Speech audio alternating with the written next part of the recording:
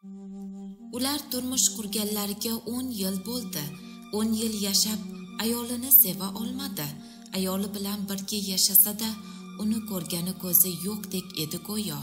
Buni hammasini ayoli bilar edi. Ammo sabr bilan hojasini, erini sevishda davom etar edi. Ayniqsa, ayolini so'nggi yildagi odati yomon g'ashiga tegar edi. Har kuni tong otsa, uyg'oniboq yuzida tabassum bilan Allohga shukr, yana bir yangi kun keldi. Men bu kunni baxtiyor yashab o'tkazaman der edi. Ayolni barcha narsadan xabari bor edi.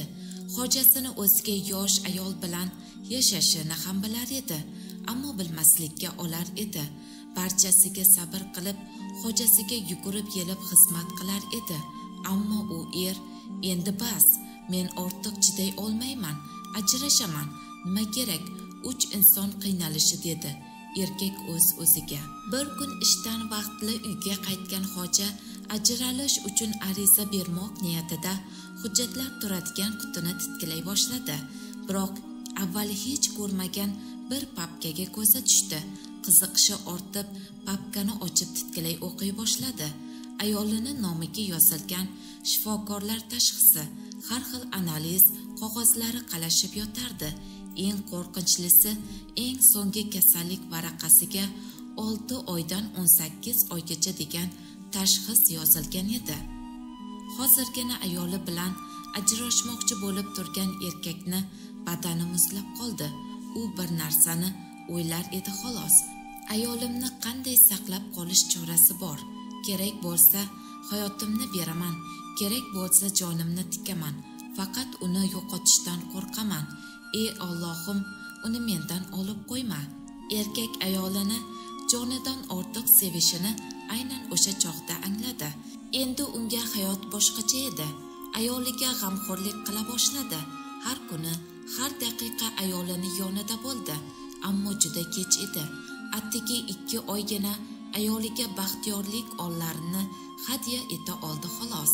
O'zi ham haqiqiy baxtni 2 oy his qilib yashadi. Ayoli hayotdan ko'z yumdi. Erkak ayoli tobutini yelkasida ko'tarib shunchalar qaddi bukildiki, go'yoki 100 yilga qarigandek. Endi unga hayot ham kerak emasdek. Uyiga kelib to'ylarni 10 yillik kunida ayolining iltimosi bilan har ikkisi o'z niyatini yozib qog'ozlarni yashirgani yodiga tushdi. Shoshilib ayolining yostiqlarning ostini tita boshladi va u qog'ozni topdi. Ayolining qog'oziga Allohim umrimni so'nggi daqiqalarini ular bilan baxtiyorlikda o'tkazsam deb yozilgan ekan. Erkakning qog'oziga esa Allohim qachon bu ayoldan qutulib ozod bo'laman deb yozilgan ekan. Har ikkisini ham orzusi ushaldi, ammo erkak endi boshqa insonga aylangan edi. Qog'ozlarni parchalab ko'zida yosh bilan havoga uchirar ekan, o'ziga o'zi der edi: "Ey voh, kech qoldim. O'z baxtimni o'z qo'llarim bilan ko'mdim. Men nodon, vaqtni boy berdim. Qadrlaydigan insoningizni vaqt o'tmasdan qadriga yeting. Zero umr o'tkinchi, vaqt beshafqat."